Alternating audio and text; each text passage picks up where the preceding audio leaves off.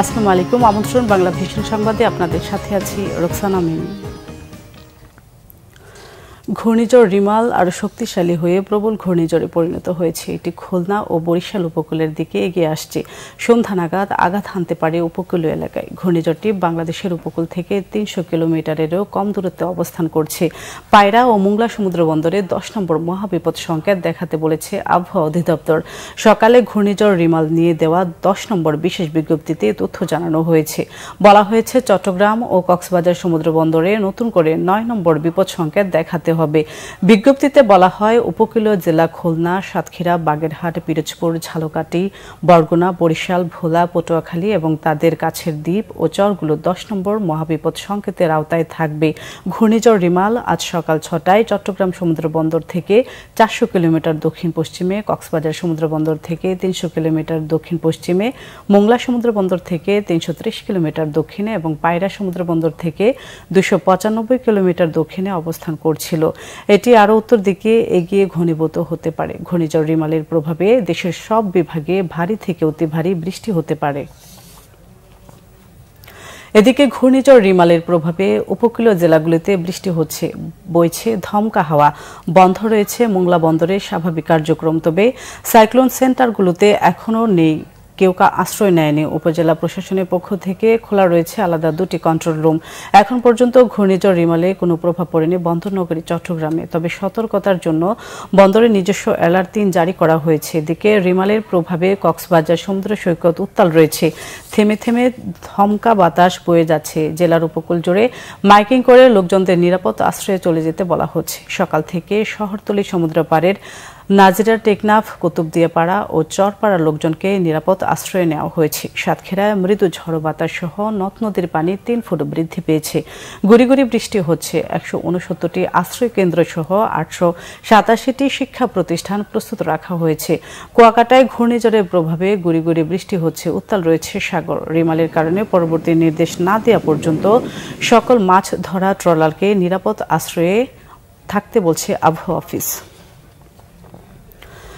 সংসদ সদস্য আনোয়ারুল আজিম হত্যার মাস্টারমাইন্ড আখতারুজ্জামান শাহীন আমেরিকায় পালিয়েছে বলে ধারণা ডিবির। তাকে আনতে ইন্টারপোলের সহায়তা চাওয়া হবে বলে জানিয়েছেন মহানগর ডিবির অতিরিক্ত কমিশনার হারুনুর রশিদ।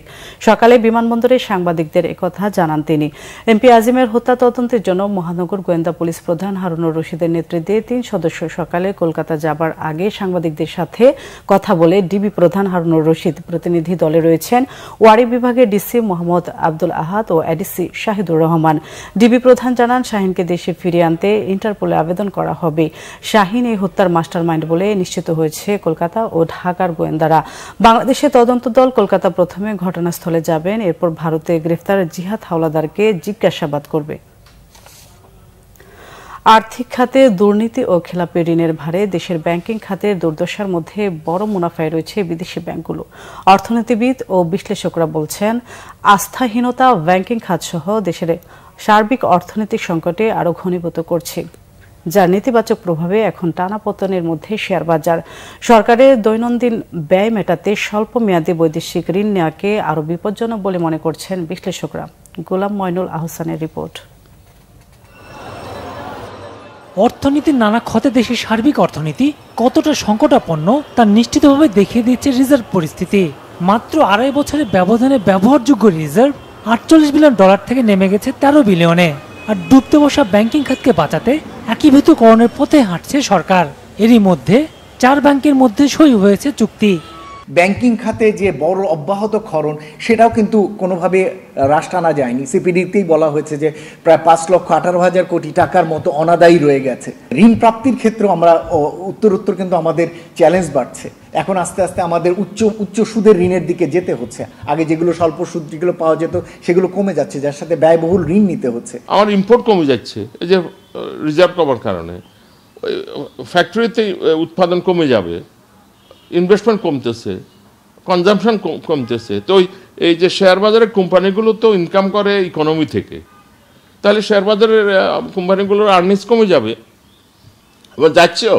দেশের ব্যাংকগুলোর চরম আস্থা সংকটে আমানতকারীরা এখন বিদেশি ব্যাংকের দিকে ঝুঁকছেন। ১২-১৩টা ব্রাঞ্চ নিয়ে ফরেন ব্যাংক, স্ট্যান্ডার্ড চার্টার, নাম ধরেই বলি, ৩,০০০ কোটি টাকা তাদের নেট প্রফিট। আর কয়েক কয়েকশো ব্রাঞ্চ নিয়ে বাংলাদেশের best of the best bank যেগুলো বলি, তাদের সর্বোচ্চ মুনাফা হচ্ছে 700 থেকে 800 বা 900 কোটি টাকা। তো ওরা কয়েকটা ব্রাঞ্চ, এর অর্থটা কি? মানুষ ওদের কাছে সুদ চাইছে না, রেট অফ মানে সুদের হাত চাইছে না, শুধু কনফিডেন্সের কারণে, বিশ্বাসের কারণে টাকা রেখে আসছে। ওইসব ব্যাংক আবার ওই যে আমাদের দুস্থ ব্যাংকগুলো যাদের লিকুইডিটি শর্টেজ, তাদেরকে লোন দিচ্ছে। বিদেশি ঋণ নেওয়া ও ব্যবহারের ক্ষেত্রে সতর্ক হবার কথা বলছেন বিশ্লেষকরা। দীর্ঘমেয়াদী প্রকল্পের জন্য ঋণগুলো নেওয়া হতো, যাতে এগুলো ইনভেস্টমেন্ট হতো। কিন্তু এখন যেটা হচ্ছে, সরকার তার ডে টু ডে যে কস্ট বা সেটা মেটানোর জন্য নিচ্ছে, যেটা আরও বেশি ভয়ঙ্কর। আর্থিক খাতের যে ক্ষরণ বা বৈদেশিক লেনদেনের ক্ষেত্রে যে আমাদের দুর্বলতা বা অসহায়ত্ব তৈরি হচ্ছে, 48 বিলিয়ন থেকে কমে এখন $13 বিলিয়ন ব্যবহারযোগ্য অ্যামাউন্ট থাকা, কিন্তু ইনফ্যাক্ট আসলে এর সঙ্গে যদি অনাদায়ীগুলো যদি যোগ করেন, তাহলে তো আমি বলবো যে এটা আসলে এক অঙ্কের ঘরে রয়েছে এই পরিমাণটি। এখন কম প্রয়োজনীয় সরকারি ব্যয় আপাতত না করার পরামর্শ দিচ্ছেন অর্থনীতিবিদরা। প্রকল্প ব্যয় সেগুলোকে কমিয়ে আনা। গোলাম মইনুল হাসান, বাংলা ভিশন, ঢাকা। এই ছিল এখনকার মতো। পরের সংবাদ বেলা 12টায় দেখার আমন্ত্রণ রইল। এছাড়া বাংলা ভিশন সংবাদ ও সংবাদ সংশ্লিষ্ট অনুষ্ঠান দেখতে ভিজিট করুন www.bpnews24.com ও facebook.com/banglavisionnews এবং সাবস্ক্রাইব করুন youtube.com/banglavisionnews। এতক্ষণ সাথে থাকার জন্য ধন্যবাদ।